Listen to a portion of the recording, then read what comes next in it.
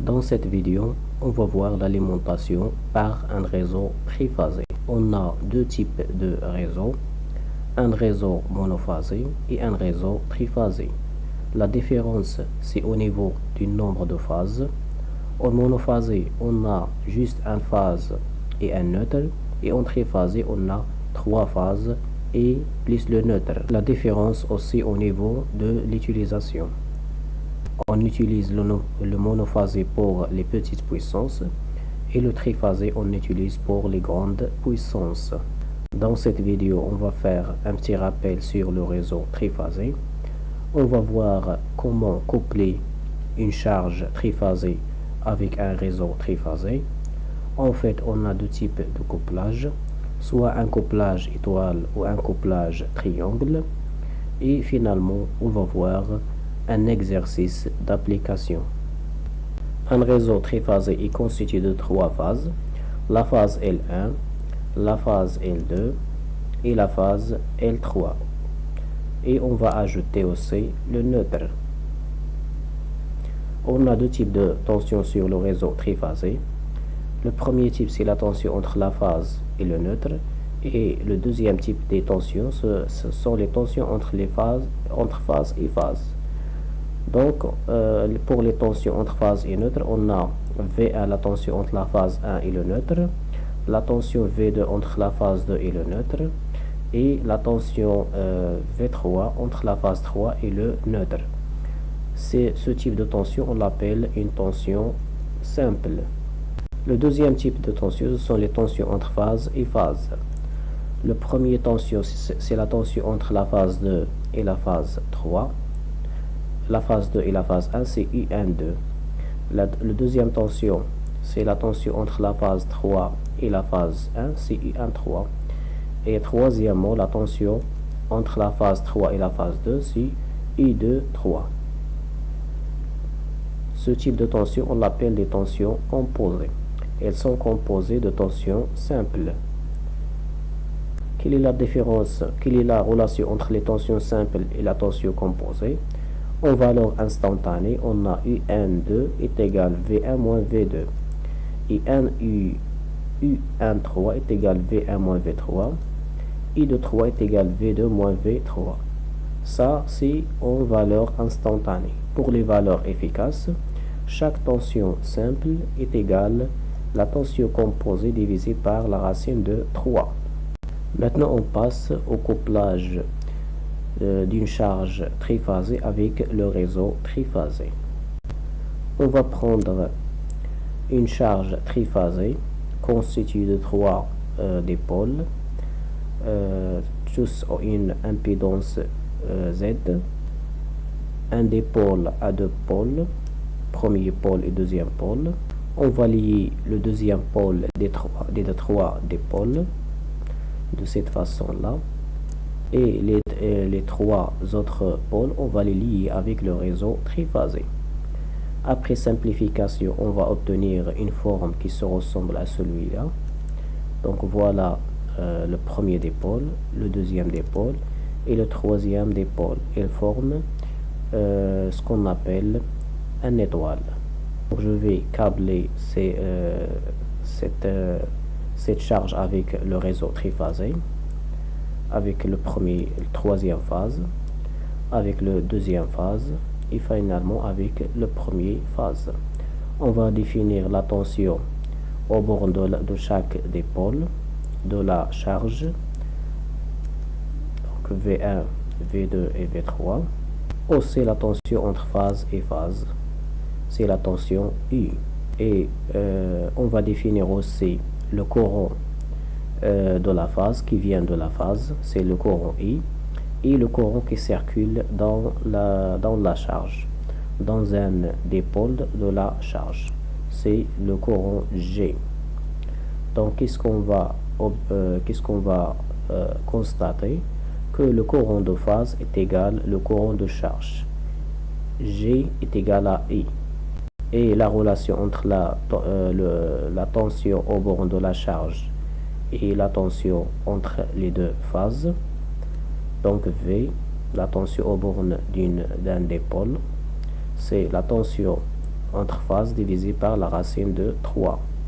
On va donner la formule de la puissance consommée par cette charge. Donc on a une charge triphasée, il est constitué de 3 dipôles et chaque dipôle il va consommer une puissance de V, la tension, fois le courant G fois le cosinus de phi.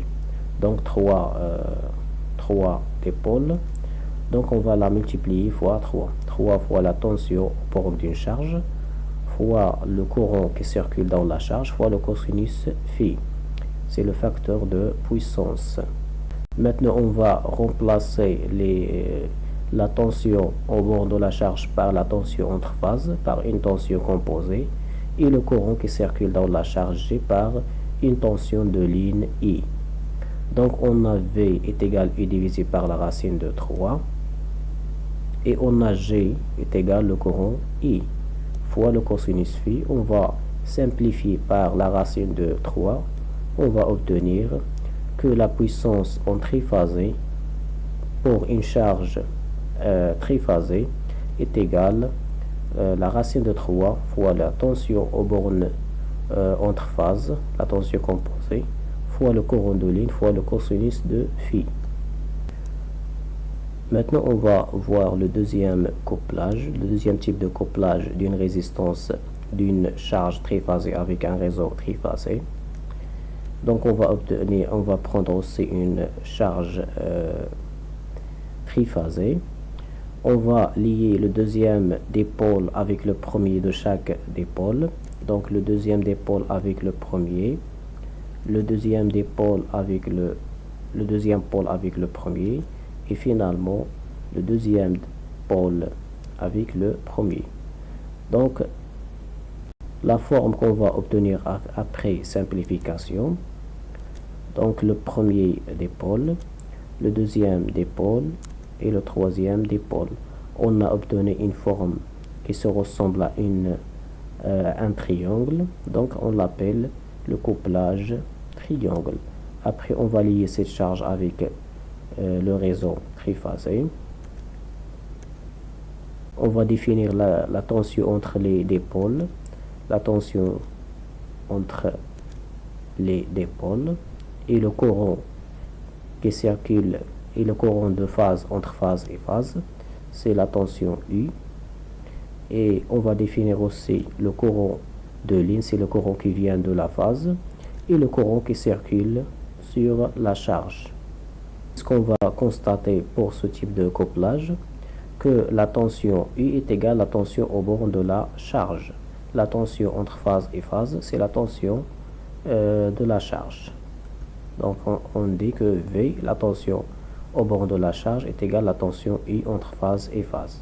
Pour le courant de ligne, on voit que le courant de ligne se divise en sur deux charges. Donc c'est quoi le courant de charge est égal au courant de ligne divisé par la racine de 3. Après on donne la puissance en triphasé, comme on a déjà dit, c'est la 3, parce qu'on a 3 dipôles, fois V, la tension au bord d'un dipôle, fois G, la tension qui circule dans chaque dipôle, fois le cosinus phi, le facteur de puissance. On va remplacer V par U et G par I divisé par la racine de 3, fois le cosinus phi. Après simplification, on va obtenir que P est égal à racine de 3 fois I fois le cosinus de phi. C'est la tension, c'est la puissance en triphasé pour le couplage triangle. Maintenant, on va faire un exercice d'application. Donc voilà notre exercice. Il est constitué d'une charge triphasée constituée de 3 dipôles sous forme de résistance. La charge elle est couplée en triangle. La première question donne l'expression de la puissance totale PT dissipée dans les 3 résistances en fonction de R et U. La puissance dissipée dans les résistances par effet Joule est égale à 3 fois R fois G au carré. On va remplacer G par sa formule. Donc on va utiliser la loi d'Ohm, ou plutôt la loi de Maille. Sur cette maille, on a la tension U, la tension aux bornes de la charge R. Donc I à quoi est égal? C'est la loi d'Ohm, U divisé par R. La tension au bord de la charge divisée par la résistance. On va remplacer cette formule dans la formule de la puissance. Donc après simplification, on va obtenir que la puissance totale dissipée est égale 3 fois la tension au carré divisé par R. Pour la deuxième question, déduire la valeur de la résistance R, sachant que la puissance totale est égale 30 kW, sous une tension U est égale 400 volts. Donc on a déjà démontré la formule de la puissance PT est égale 3 fois U au carré divisé par R. Nous voulons la résistance, donc est égale 3 fois U au carré divisé par PT. On va remplacer U par 400 et P par 30 kW. Donc par 40 kW. Donc on va obtenir que la résistance R est égale 12 ohms. La troisième question, calculer les valeurs efficaces de courant I, c'est le courant de ligne, et G, c'est le courant dans la charge. Donc on a, selon la loi d'Ohm, la tension est égale R fois G. À quoi est égal G? C'est U divisé par R, et on va remplacer U par 400 et R par 12 ohms. On va obtenir que G, le courant qui circule dans la charge, est égal à 33,33 ampères. Quelle est la relation entre le courant de ligne et le courant de charge sur un couplage triangle? Donc, est égal à la racine de 3 fois G. J'ai déjà calculé, je vais la remplacer. Finalement, je trouve que le courant est égal à 57,74 ampères. Le courant de ligne. Donc voilà, c'est la fin de cette vidéo. Merci pour votre attention et à la prochaine.